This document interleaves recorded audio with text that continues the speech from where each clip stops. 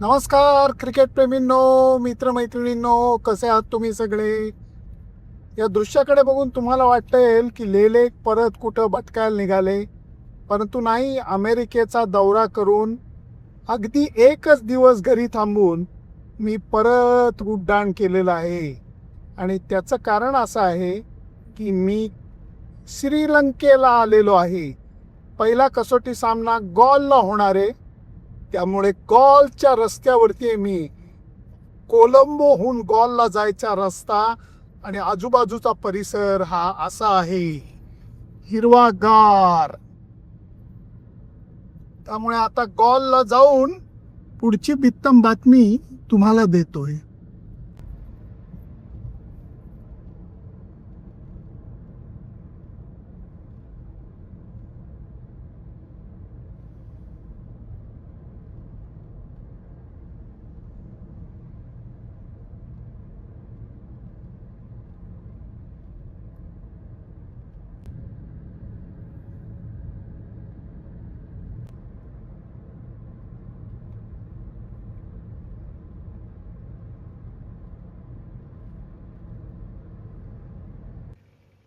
मी गॉलला येऊन पोचलेलो आहे आणि एका छान छोट्याशा सनसेट फोर्ट अशा छोट्याशा हॉटेलमध्ये मी येऊन थांबलो आहे. ही गल्ली अशी दिसते आणि आता जरा समुद्रावर चक्कर मारूया, कारण गाज ज्याला म्हणतात समुद्राचा आवाज तो मला ऐकू येतोय. बघू समुद्र किती जवळ आहे.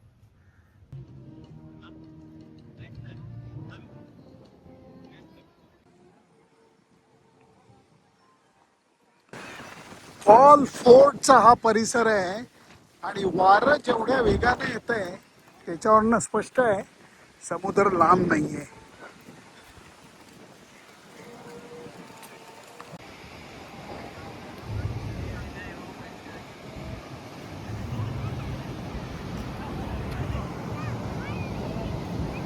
काय दृश्य आहे बघा गॉलच्या समुद्राचं, अथांग. वा वा वा, आठवडाभर इथं राहायला फार मजा येणार आहे. आता जरा क्रिकेटबद्दल बोलूया.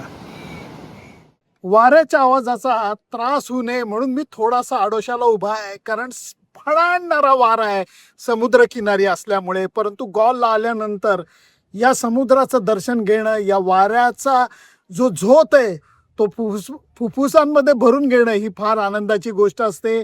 मित्रांनो, मैत्रिणींनो, परदेशात येऊन कसोटी सामना कव्हर करण्याचं सुख मी परत एकदा अनुभवणार आहे. पहिला सामना गॉलच्या मैदानावरती होणार आहे, दुसरा सामना प्रेमदासा म्हणजे कोलंबोच्या मैदानावरती होणार आहे. या दोन्ही सामन्यांचं महत्त्व खूप आहे.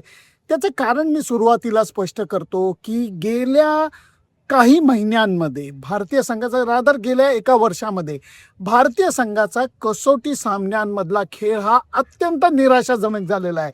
न्यूझीलंड विरुद्ध आपण 3-0 मालिका गमावली आणि त्याचबरोबर दक्षिण आफ्रिकेविरुद्ध सुद्धा आपल्याला सपाटून पराभवाचा सामना करायला लागला.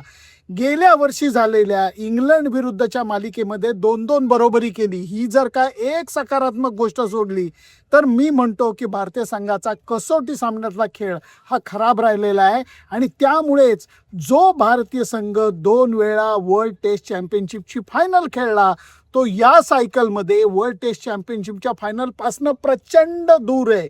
येत्या काही महिन्यांमध्ये म्हणजे जवळजवळ 5-6 महिन्यांमध्ये भारतीय संघ 2+2+5 असे 9 कसोटी सामने खेळणारे. 2 सामने श्रीलंकेविरुद्ध, 2 सामने न्यूझीलंड विरुद्ध आणि 5 सामने ऑस्ट्रेलिया विरुद्ध भारतात खेळणारे. त्यामुळे 4 सामने अवे आहेत, 5 सामने घरी आहेत. या 9 सामन्यांमध्ये कमीत कमी 6 सामन्यांमध्ये भारतीय संघाने विजय मिळवला तर जे दूर दिसणारं आव्हान आहे वर्ल्ड टेस्ट चॅम्पियनशिपची फायनल खेळण्याचं ते कदाचित दिसायला लागेल. पण दिल्ली अभी बहुत दूर आहे असं म्हणावंसं वाटतं. त्याची कारणं बरीच आहेत. भारतीय संघाच्या फलंदाजांनी फिरकी विरुद्ध खेळताना बरेच घोळ घातले. माय देशामध्ये खेळत असताना त्यांना फलंदाजी अपेक्षित जमली नाही, समोरच्या टीमनी त्याचा फायदा घेतला. श्रीलंकेविरुद्ध सामना खेळत असताना एका गोष्टीचा थोडा ॲडव्हान्टेज आहे, ते म्हणजे कुशल मेंडिस आणि पथुम निसंका दुखापतीमुळे खेळणार नाही आहेत. श्रीलंकन संघाचे हे 2 तगडे फलंदाज मानले जातात. तुफान चांगल्या पद्धतीची आक्रमक बॅटिंग ते करतात. हे दोघं नसल्याचा, एक राईट हँडर एक लेफ्ट हँडर नसल्याचा फायदा भारतीय संघ उचलतो का, हा माझ्यासमोर उभा राहिलेला खरा प्रश्न आहे.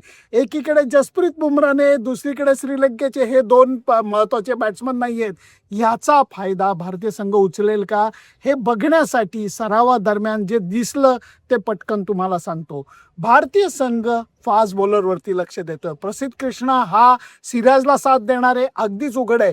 तिसरा फास्ट बॉलर खेळवण्याच्या बाबतीत गुरनूर ब्रारवरती अजूनही जास्त भरोसा दाखवला जातोय, आकिब नबीवरती नाही. कारण एकीकडे गुरनूर ब्रार हा थोडासा वेगवान बॉलिंग करतो आणि दुसरीकडे त्याच्या बॅटिंगमध्येही थोडीशी चमक दिसते आणि अर्थातच त्याच्यावरती निवड समिती आणि प्रशिक्षक हे थोडेसे लट्टू आहेत असं बघायला मिळतंय. भारतीय संघाकडे 2 चांगले फिरकी गोलंदाज आहेत, कुलदीप यादव आणि रवींद्र जडेजा. याच्यापैकी कुलदीप यादवला बऱ्याचशा वेळेला नुसतंच बाहेर बसवण्यात आलेलं आहे. या सामन्यामध्ये त्याला संधी मिळते काय बघायला लागेल, कारण अजूनही गॉलच्या कसोटी सामन्यासाठी खेळपट्टी कशी बनवली जाणार हे अजून कळलेलं नाही आहे. कारण श्रीलंकन संघ द्विधा मनस्थितीत दिसतोय. एकीकडे त्यांचे 2 महत्त्वाचे बॅट्समन नाही आहेत आणि दोन्ही संघांच्या फास्ट बॉलर्समध्ये अनुभवाची कमतरता आहे. आणि ह्याच्यामध्ये महत्त्वाचा मुद्दा हा आहे की हा कसोटी सामना, रादर हे दोन्ही कसोटी सामने कुक्कापुरा नावाच्या चेंडूवरती खेळले जाणार आहेत, ज्याचा आकार बदलत नाही, चकाकी बऱ्यापैकी राहते, परंतु त्याचं कातड जे आहे ते 30 ओव्हरनंतर थोडंसं मऊ होतं. त्यामुळे फास्ट बॉलरला त्याचा फायदा घेऊन बॉलिंग करणं हे अवघडून बसतं. जी अडचण भारतीय संघाच्या फास्ट बॉलरला येणार आहे ती श्रीलंकन संघाच्या येणार आहे, हे स्पष्ट आहे. पण जर तुम्हाला कसोटी सामना जिंकायचा असला तर कमीत कमी एका डावामध्ये समोरच्या टीमला पटकन आऊट करण्याची करामत करून दाखवायला लागते. ती कोण करणार हा खरा कळीचा मुद्दा आहे. त्यामुळे सामन्याचा ॲक्च्युली प्रिव्ह्यू जो आहे पहिल्या कसोटी सामन्याचा, हा मी उद्या तुम्हाला सांगीनच डिटेलमध्ये. त्याच्यामध्ये हवामान कसं आहे, खेळपट्टी कशी आहे, दोन्ही संघामध्ये काय बदल होण्याची शक्यता आहे, या सगळ्याबाबत मी बोलीन. आज फक्त लांबचा प्रवास केलेला आहे, कारण मी गेल्या आठवड्यामध्ये अमेरिकेत होतो BMM संमेलनासाठी. 1च दिवस घरी गेलो, बॅगेतले कपडे बदलले आणि परत श्रीलंकेला आलेलो आहे. त्यामुळे लक्ष आता उद्या जास्त मैदानावरती जाणार आहे. आज जस्ट मला सरावाचा अगदी थोडासा काळ बघता आला आणि गॉलला येऊन परिस्थितीचा आढावा थोडासा घेता आला, म्हणून तुम्हाला थोडासा प्रवास आणि त्याच्याचबरोबर थोडं क्रिकेट असा हा अहवाल सादर केलेला आहे. तुम्हाला काय वाटतं, श्रीलंकन टीम भारतीय संघाचे बॅट्समन फिरकी गोलंदाजी विरुद्ध चांगले खेळत नाहीत म्हणून गॉलची खेळपट्टी फिरकीची ठेवण्याचे आव्हान स्वीकारतील? तुम्हाला काय वाटतं? मला जरा कठीण वाटतंय. त्यांच्या फलंदाजीमध्ये अनुभवाची कमतरता असल्याने पहिल्या कसोटी सामन्याला कदाचित सावध पवित्र्याची खेळपट्टी असेल असा माझा अंदाज आहे. तुमचा अंदाज काय मला नक्की कळवा. फक्त त्याच्याकरता माझं फेसबुक पेज, इंस्टाग्राम अकाउंट आणि यूट्यूब चॅनल लाईक, शेअर आणि सबस्क्राईब करायला विसरू नका. प्रिव्ह्यूसाठी आता उद्या भेटूया. Bye bye.